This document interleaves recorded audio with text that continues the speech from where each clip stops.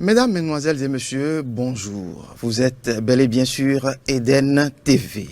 Il y a 61 ans, le 1er août de l'année 1960, le Dahomey accède à sa souveraineté internationale sous la dénomination République du Bénin. Les pouvoirs furent transmis au président Hubert Maga par le ministre d'État français Louis Jacquinot. Devenu ce État donc qui va devenir en 1975 la République populaire du Bénin, avec un peu plus avant des coups d'État successifs, le Bénin va rester accroché à ce qu'on peut appeler l'idéologie marxiste-léniniste jusqu'à la fin des années 80. Période à laquelle une crise économique sans précédent va secouer le pays et donc permettre à cet État d'amorcer ce qu'on appelle aujourd'hui la démocratie, avec de nouvelles constitutions et des élections qui vont se répéter dans le temps. Le pays aujourd'hui est dirigé depuis le 6 avril 2016 par le président Patrice Talon, ancien homme d'affaires réélu il y a seulement quelques semaines. La République du Bénin fait partie de plusieurs organisations internationales, une nation des plus stables dans la sous-région ouest-africaine, pour ne pas dire en Afrique. 61 ans après que le Bénin marche sous l'étendard de l'indépendance, et depuis, il faut dire quand même que la majorité du peuple continue quand même de ployer sous ce qu'on peut appeler la pauvreté, même si on rappelle que le pays, depuis quelques 2 ans, voire 3 ans, est connu donc d'être passé sous ce qu'on a nommé le pays ou un pays à revenu intermédiaire. 61 ans donc après cette souveraineté internationale, quel bilan peut-on faire sur le plan social, sur le plan politique ou encore sur le plan économique?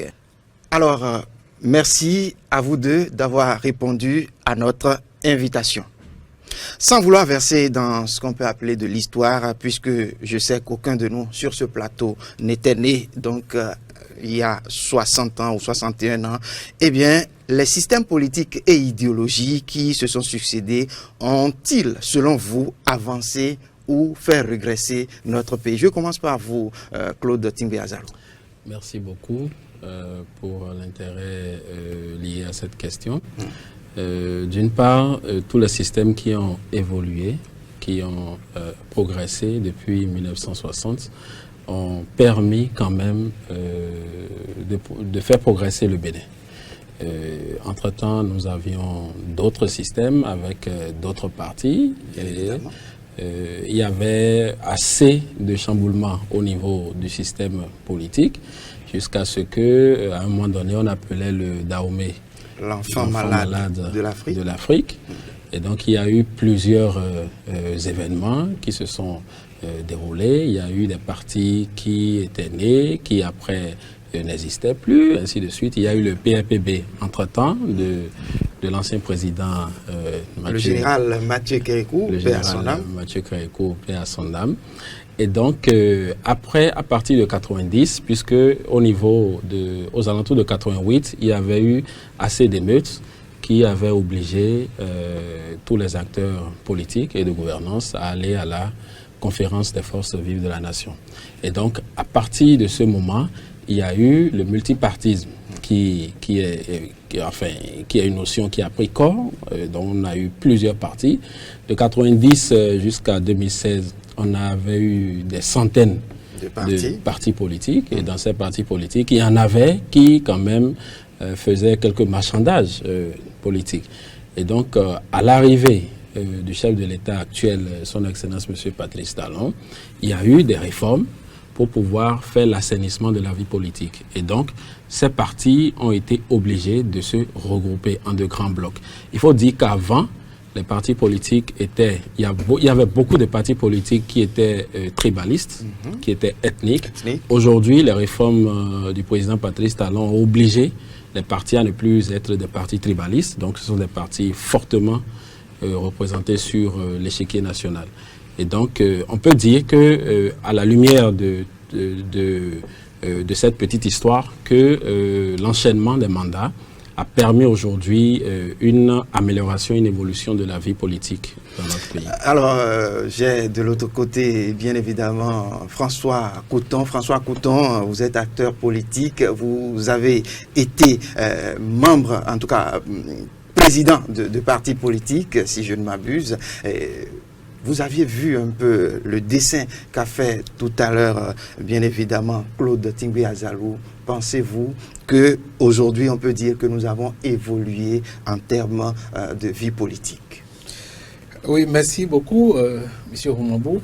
Je voudrais d'abord souhaiter une bonne fête de souveraineté internationale à tout le peuple béninois et à vous-même, bien sûr. Merci. Et avant de dire que, sans hésiter, oui, nous avons évolué au plan politique. Vous savez, toutes les nations ont leur histoire et la nôtre aussi a la sienne qui se construit. Maintenant, l'histoire contemporaine est celle qui a démarré le 1er août 1960, oui, justement, avec les turbulences politiques qu'a rappelé M. Atingbe. Donc, je crois que il y a lieu de comprendre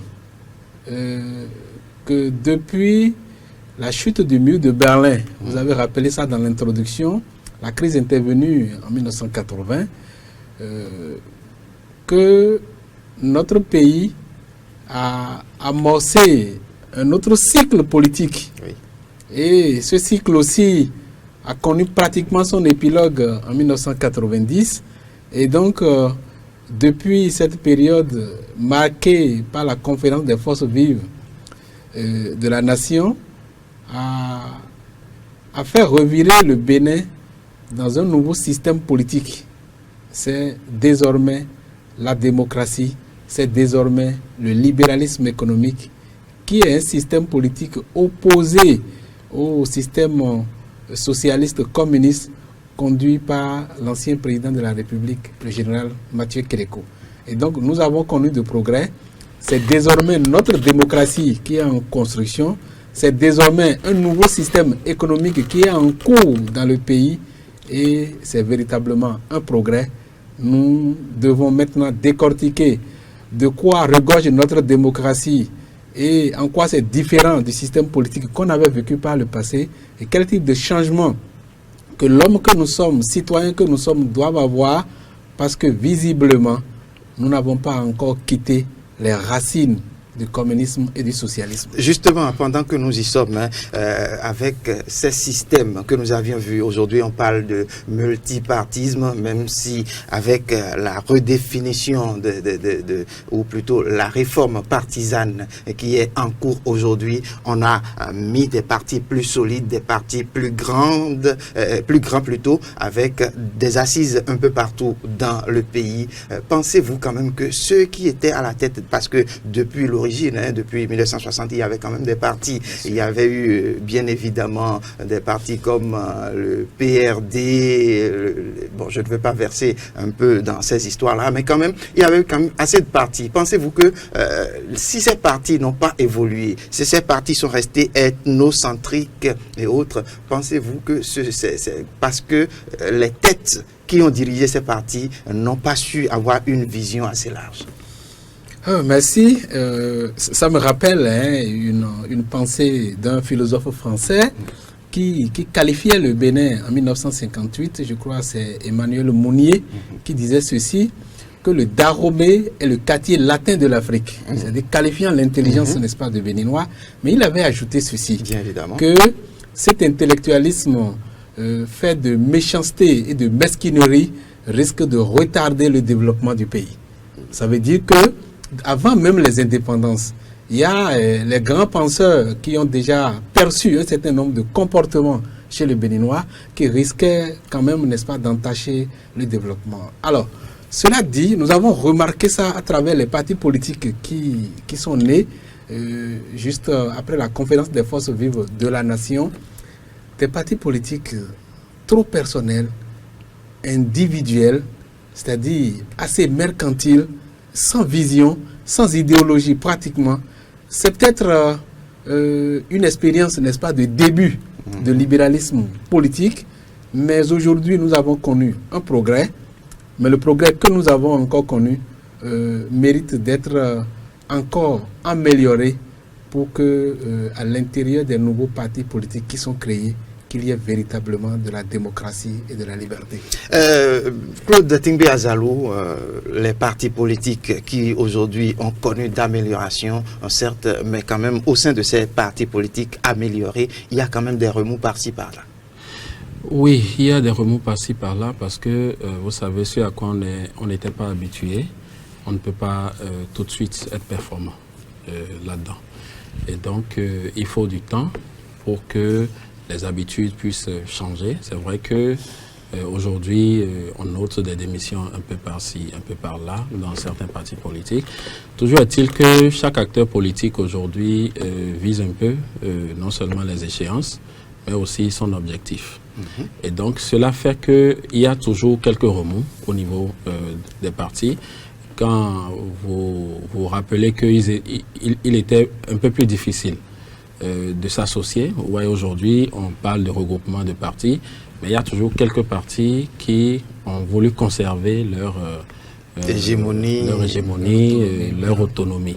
Et donc, c'est très difficile de se mettre ensemble, de s'associer, parce qu'il faut définir de nouveaux leaders, de nouveaux représentants, et donc c'est tout un tas de processus qui pourraient faire défavoriser certains au profit d'autres. Et donc, il est tout à fait normal que dans certains partis aujourd'hui, il y a toujours ces remous. Mais avec le temps, je pense que la dynamique aidant, avec le temps, je pense que chaque parti va pouvoir réellement conserver et pérenniser en réalité cette stabilité au niveau de leur organisation. Alors, pendant que je suis avec vous, permettez, parce que en préparant cette émission, j'ai lu sur Wikipédia que le régime aujourd'hui, en tout cas le régime en place aujourd'hui est taxé, entre autres, par certains d'autoritaires. Pensez-vous quand même que malgré les réformes qui sont aujourd'hui en place, les institutions quand même jouent leur rôle? Oui, aujourd'hui, il y a assez de réformes. Les institutions jouent leur rôle. En fait, les gens, soit beaucoup traitent ce régime d'autoritaire parce que c'est un régime qui, depuis 2016, ne recule pas devant les passions populaires. Ne recule pas du tout. Parce que c'est un régime qui a compris que le peuple, des fois, veut une chose et des fois, inconsciemment, veut son contraire. Et donc, c'est un régime qui, quand il prend des décisions qu'il juge très importantes, il fonce. C'est un régime capable d'aller même imposer le bonheur, en quelque sorte, à ses populations. Aujourd'hui, nous avons quand même des institutions qui font beaucoup d'efforts, et nous notons une amélioration de la qualité du travail, une très grande rigueur dans nos administrations, quel que soit le secteur.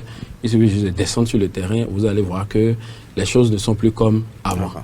Donc, il y a une amélioration à ce niveau, et il faudrait que ça puisse continuer, même après ce régime. Alors, Monsieur Couton, l'avenir est-il prometteur en termes de régime politique? Bien sûr que l'avenir est prometteur. Si nous pouvons maintenir la tendance de rigueur qui est en cours, d'amélioration de la qualité du service rendu aux citoyens qui est en cours, je crois que l'avenir est bel et bien prometteur. Il va falloir maintenant, en dehors, n'est-ce pas, des réformes politiques qui restent à améliorer, c'est-à-dire amorcer de façon très sérieuse et sur des bases durables et solides les réformes économiques.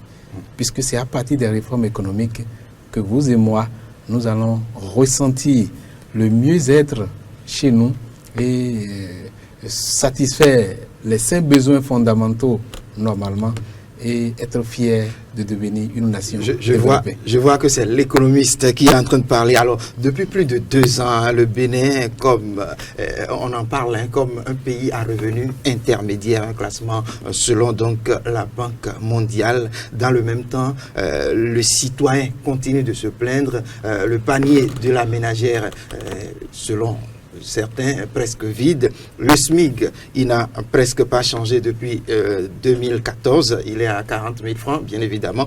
Et l'emploi reste, pour la plupart des jeunes aujourd'hui, une denrée rare. Pensez-vous que dans cette atmosphère-là, on peut amorcer une réforme pour pouvoir donc permettre à ces jeunes-là, à ces Béninois, à la société d'évoluer? Oui, bien sûr. Et vous savez, ce n'est pas facile de quitter un système pour un autre, un système politique pour un autre. Et les réformes en matière de changement de comportement sont des réformes complexes qui prennent du temps et qui, en raison de ce que ça touche un certain nombre de sensibilités, méritent plus, n'est-ce pas, de préparation, plus de sensibilisation.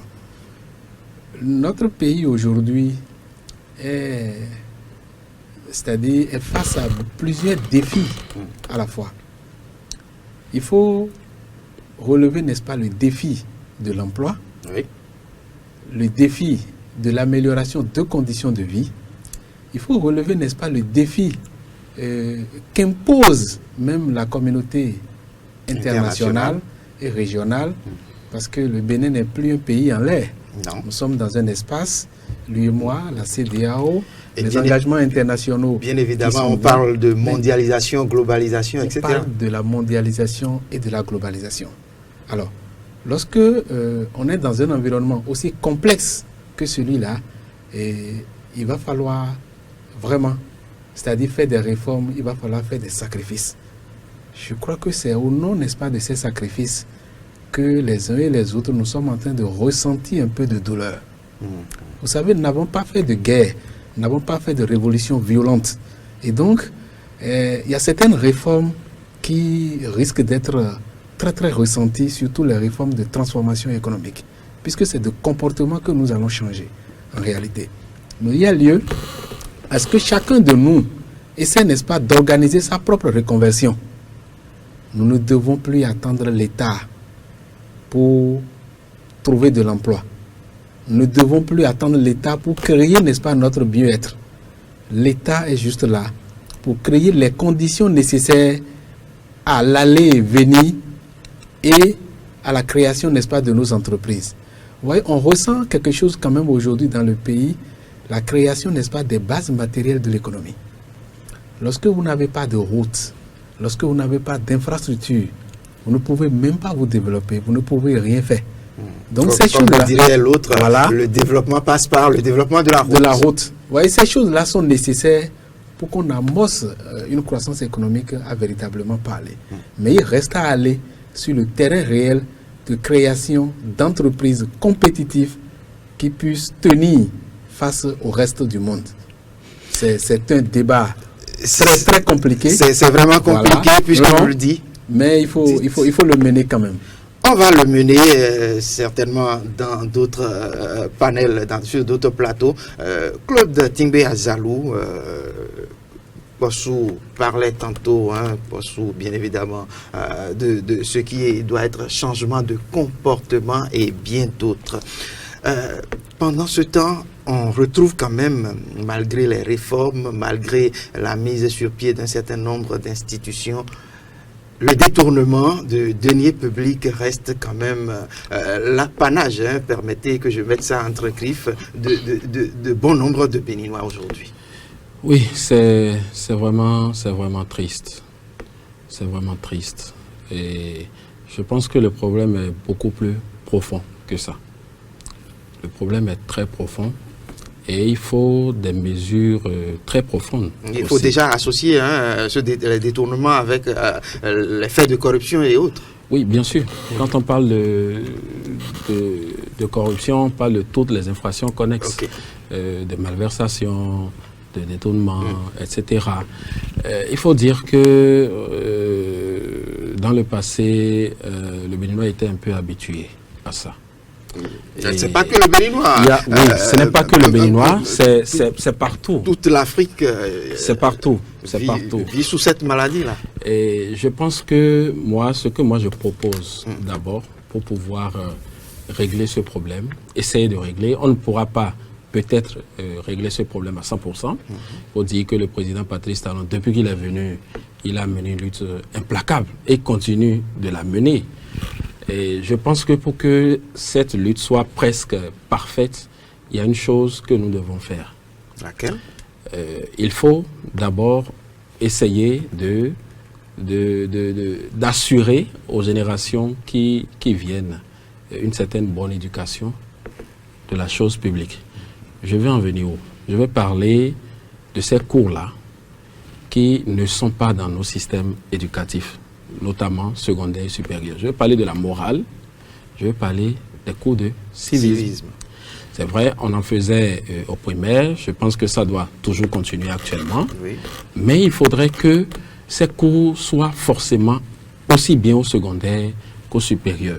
Parce que si vous avez passé 15 ans sur les bancs, ou 20 ans sur les bancs, ça dépend du cycle que vous avez choisi, Oui.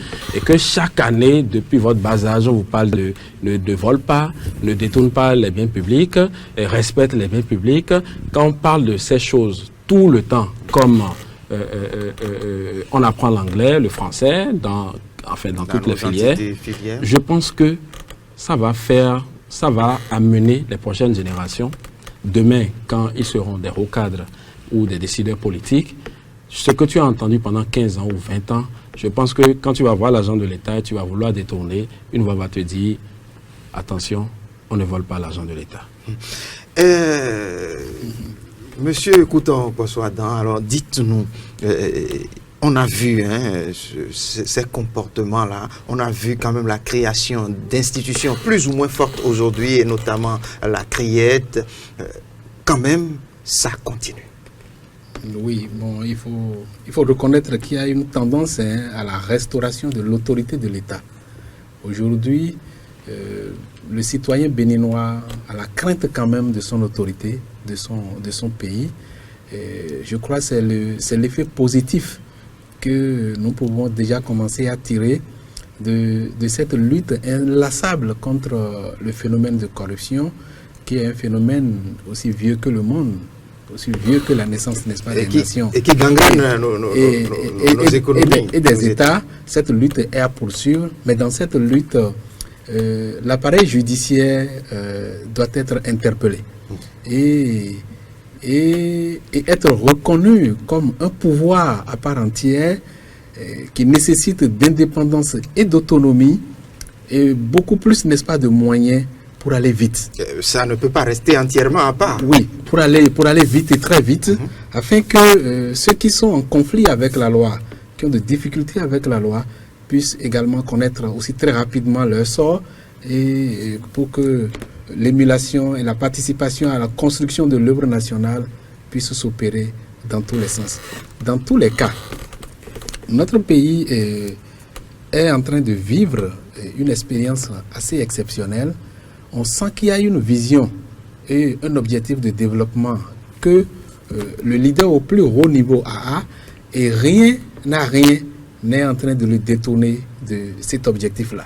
On sent qu'il y a un accomplissement peut-être spirituel, en tout cas élevé, qui est en train de se faire, de s'opérer au sein du pays.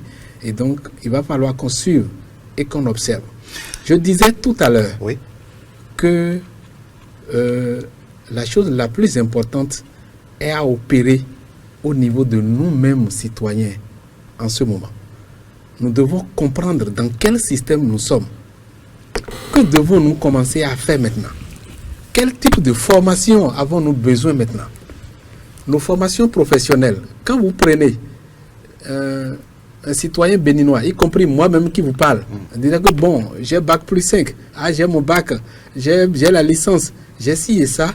Ces études que nous avons faites pendant 10 ans, pendant 20 ans, pendant 15 ans, ne nous permettent pas de faire rien de façon concrète. Oui, ces études ont été faites dans le sens de ce que l'État va nous recruter, on va être fonctionnaire, on va être nommé dans des emplois publics. C'est vraiment dépassé. Oui, mais... On ne nous a pas appris à l'école à chercher de l'argent. On ne nous a pas appris à l'école à produire de la richesse. Les études que nous avons faites pendant des dizaines d'années ne nous permettent de rien faire de façon concrète. Cette transformation-là est à opérer en profondeur pour que l'indépendance, le mieux-être auquel nous aspirons, puisse se réaliser. Jusque-là, on ne parle que la fêtière des institutions, l'État, le gouvernement et bien d'autres. On a quand même vu que depuis 1994-95, le Bénin a commencé par décentraliser un peu la gouvernance. On a parlé aujourd'hui de ce qui est des mairies et autres qui sont gouvernées à la base. Monsieur François Borsoukhouton, cette façon de faire, est-ce que on peut dire que ça nous a avantagé, ça a conduit quand même le Bénin vers quelques développements? C'est intéressant, je vous remercie d'avoir abordé ce chantier, le chantier de la décentralisation, dont on en parle très peu dans les débats qui agitent l'opinion publique, alors même que la décentralisation est un instrument de développement territorial. Cela avait été perçu pour pouvoir booster très rapidement le développement équilibré du pays. Je crois que nous avons déjà fait 3 mandats. C'est la 3e mandature qui est en cours maintenant.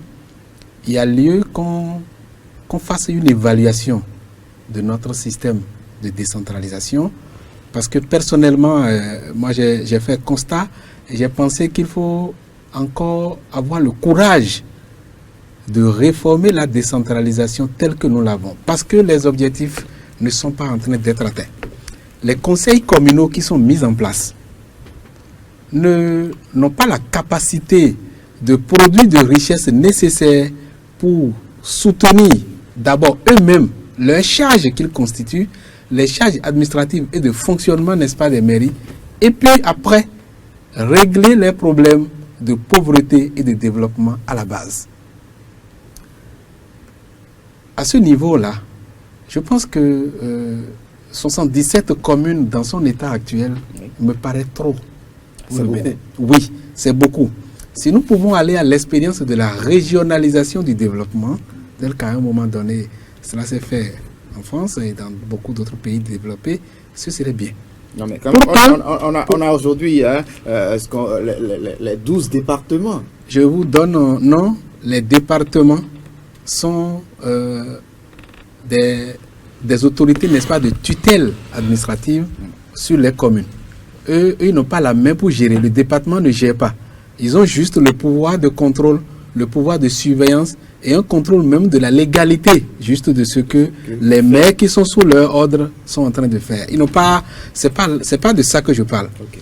Je vais donner un exemple ou deux de façon concrète. Rapidement. Lorsque vous prenez la 5e circonscription électorale, je voudrais dire Ouida, Pomassé, Alada, Tori, vous voyez, et Tofo, vous voyez cette bande, n'est-ce pas, de communes qui parle de l'océan Atlantique jusqu'au tréfonds, n'est-ce pas, des zones agricoles, voilà, de la dépression. Vous voyez, ce bloc-là peut être une région. Idem pour ce que nous avons, Calavi-Soavazé.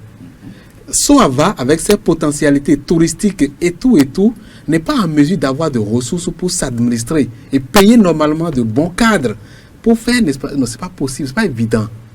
Zé, zone agricole, seul n'est pas en mesure de tenir et produire, n'est-ce pas, de bons résultats. Mais lorsqu'on met Zé, Calavi et puis Soava ensemble pour former... Ces communes vont mutualiser leurs efforts. Voilà, vous verrez que cette commune est en mesure de développer une économie locale. Cette commune est en mesure de créer d'entreprises publiques viables. Cette commune sera en mesure de réaliser des infrastructures de référence, tel stade, telle autre chose, avec une économie beaucoup plus forte. Le peu de ressources que nous avons en ce moment va se mutualiser. On aura peut-être un seul conseil régional qui va permettre d'administrer tout ça là, avec des chargés de gestion au niveau des arrondissements. L'autre réforme est qu'il faut veiller à ce que, par exemple, au niveau de nos arrondissements, que ce ne soit pas des conseillers communaux qui soient ceux qui gèrent les arrondissements. Parce que nos camarades, nos collègues conseillers communaux qui sont chargés d'être des chefs d'arrondissement ont tout le temps fait de la politique, alimenter, n'est-ce pas, leurs militants, travailler pour se faire réélire. Il faut qu'on fasse un pas en plus pour faire le bilan de notre réforme de la décentralisation et voir en quoi est-ce que nous allons pouvoir utiliser cet instrument maintenant pour aller au développement territorial équilibré, afin que à l'intérieur des régions, l'économie locale puisse se développer. Alors, Monsieur Claude Tingbe Azalou, que pensez-vous de cette réforme institutionnelle qui a permis donc d'avoir le développement local, le développement dans les communes? Oui, merci beaucoup. Cette réforme, elle a été la bienvenue. Elle a quand même permis le développement au niveau de nos localités. Plus ou moins. Plus ou moins. Oui, plus ou moins. Même si, bon, il y a quand même quelques coquilles qui ont été constatées par la suite, mais ça a quand même pu régler quand même beaucoup de problèmes. Et j'ai entendu mon prédécesseur tout à l'heure par rapport à sa proposition. Bien évidemment. C'est une bonne proposition que M. Coutan a faite, mais je pense qu'il faut quand même faire des études d'impact pour voir réellement la faisabilité, pour comparer ce qui est fait actuellement et ce qu'il propose. Voilà, afin d'être sûr que les populations et ceux-là qui vont diriger ces régions puissent rentrer réellement dans la philosophie en fait de cette réforme. Ouais.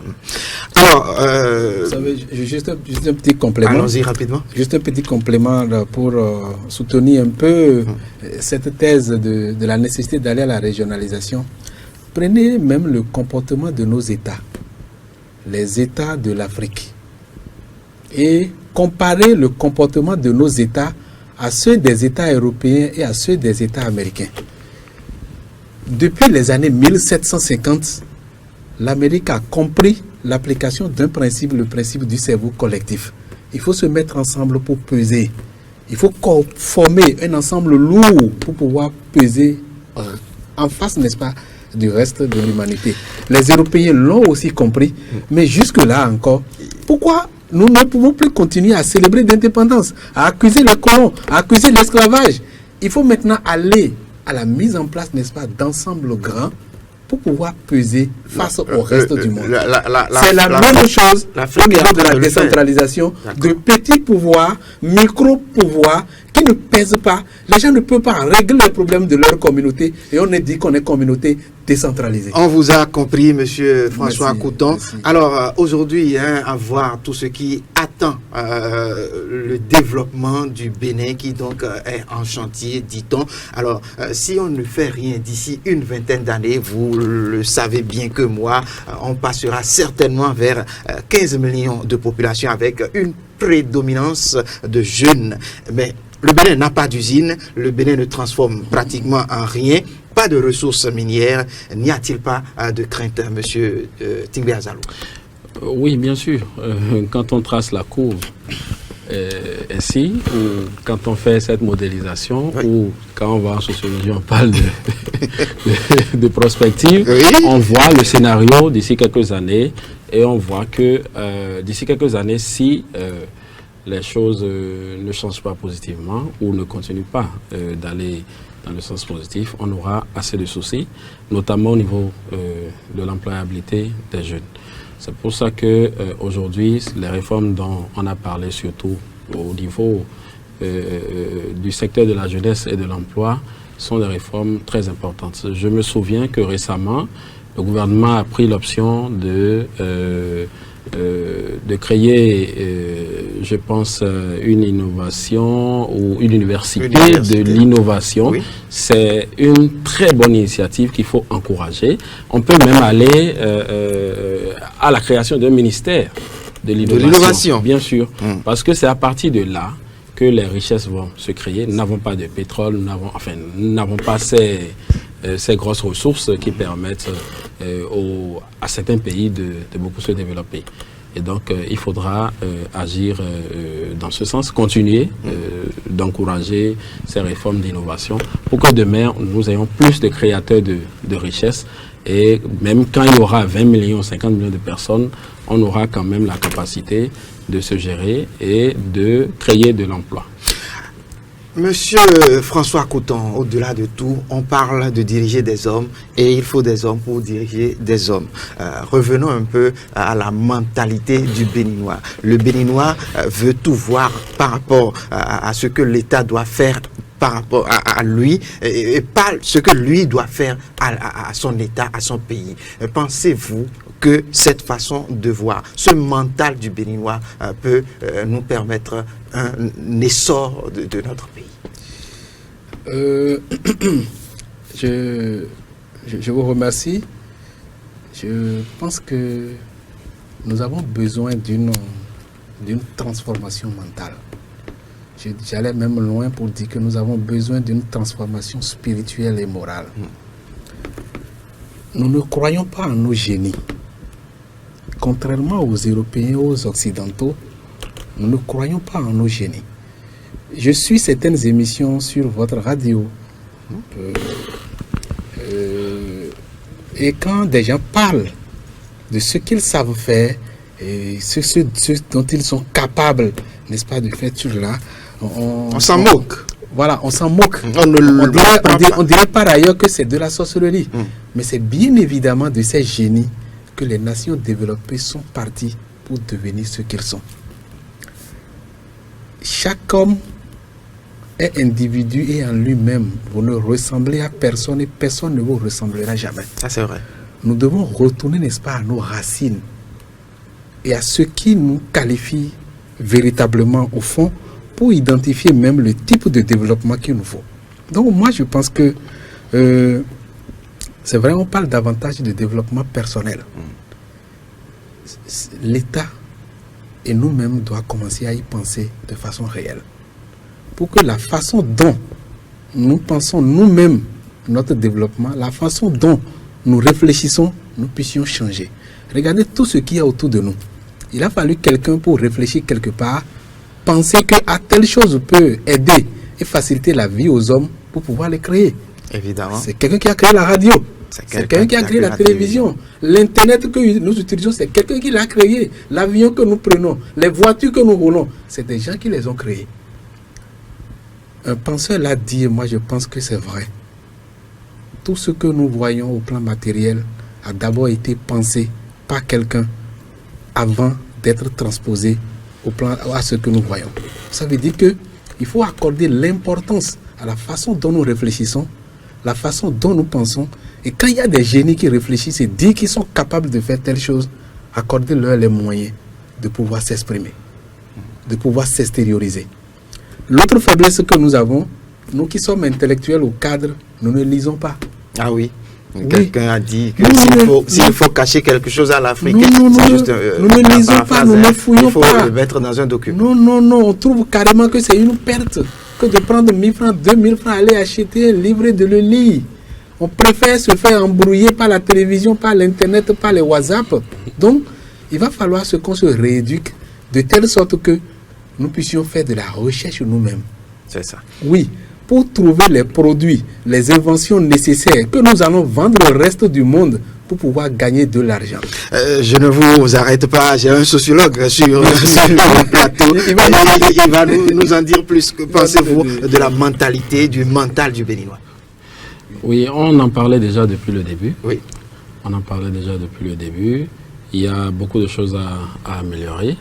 Et depuis 2016, ce qu'on voit, la gouvernance qu'on voit, a commencé par impacter le mental. Je vais parler du côté négatif, parce que c'est ça qui a amélioré. Oui. On ne va pas trop parler du côté positif. C'est ce qui est négatif qu'on veut améliorer. Et notamment, on parlait de cette attitude à vouloir détourner. Il faut dire que ceux qui le font, d'accord, ceux qui le font ont été confrontés aussi à d'autres problèmes socio-anthropologiques. Alors, ça a dit quoi? Vous êtes élu ou bien vous êtes nommé. Du coup, ceux qui nous entourent. Pour eux, c'est que c'est le chef, on peut aller manger chez lui, on peut aller manger chez lui, lui poser ses problèmes, etc., etc. Du coup, matin, midi, soir, il y a des rangs qui passent Exactement. dans votre maison. Les gens viennent, ma femme n'a pas mangé, mes enfants n'ont pas mangé, et tout. J'ai tel décès, Voilà. ça. Vous avez vos problèmes aussi, hein? Oui. Mais vous dites, vous êtes obligé, pour vous faire bien voir, de prendre soin des autres. Mais vous devez savoir que vous ne pouvez pas prendre soin de tout le monde. Vous n'êtes pas Dieu. Et donc, il y a des leaders politiques dans le but de satisfaire tout le monde, se voient en quelque sorte obligés d'aller toucher la chose publique juste pour satisfaire, alors que quand tu le fais, aujourd'hui, c'est puni. Je crois que nous allons, parce que le temps qui est imparti à cette émission est en train de tirer vers sa fin, je vais juste laisser Monsieur François Poissou Couton nous dire en quelques petites secondes ce qu'il a ajouté à cette transformation pour un bon développement du Bénin. Je pense qu'il faut poursuivre les réformes avec encore plus de rigueur que maintenant, et que nous avons déjà parlé de la nécessité qu'au plan moral, il faut qu'on commence par croire en nos génies et transformer notre façon de penser. Au plan agricole, il faut aller à la normalisation des produits agricoles. Que si je produis, n'est-ce pas, du gari, je puisse savoir le prix du kilo de gari, d'abord chez le producteur et ensuite chez le grossiste et après chez le consommateur final. Idem pour l'ananas, idem pour les noix de palme, idem pour tous les produits agricoles, pour valoriser d'abord le produit agricole afin qu'il soit attrayant. Sinon, l'agriculture n'est pas encore attrayante chez nous. Il faut, à mon avis, faire de réformes institutionnelles et à deux niveaux. Le premier niveau, aller à la régionalisation en ce qui concerne la décentralisation. Vous l'avez dit. Et après, à partir du Bénin, forcer, n'est-ce pas, les États africains à se fédérer pour limiter, n'est-ce pas, les faiblesses du pouvoir et peser dans les règles face au reste du monde. Le reste du monde, je veux parler des institutions de Bretton Woods, dont vous avez parlé tout à l'heure, la Banque mondiale, je veux parler de l'ONU, je veux parler de leurs institutions que sont l'OMC, l'Organisation mondiale du commerce. Si les gens ne se mettent pas ensemble, ils ne pourront pas peser face à ces institutions-là. Et s'ils ne pèsent pas, ils ne pourront pas produire et vendre au reste du monde et régler les problèmes de pauvreté et de misère que nous avons. Merci à vous, Monsieur François Couton. Monsieur Claude Tingbe Azalou, vous avez quelque chose à ajouter pour clôture cette émission? Oui, pour clôturer, je souhaite une bonne fête d'indépendance. Merci. Une bonne fête nationale. Bon, moi je l'appelle fête nationale à toutes et à tous. Et qu'il faut que cette fête soit une fête de réflexion, qu'on cherche toujours à être autonome et à être indépendant. Merci donc à vous, chers amis téléspectateurs de Eden TV. Merci d'être des nôtres. Bonne fête à chacun et à tous. N'oubliez surtout pas, d'ici quelques minutes, nous allons retrouver le cérémonial de dépôt de gerbes avec le chef de l'État, le président Patrice Talon. Ce sera en synchronisation, si tout se passe bien, avec la télévision nationale. Merci de rester toujours en notre compagnie. Le meilleur reste à venir. Au revoir.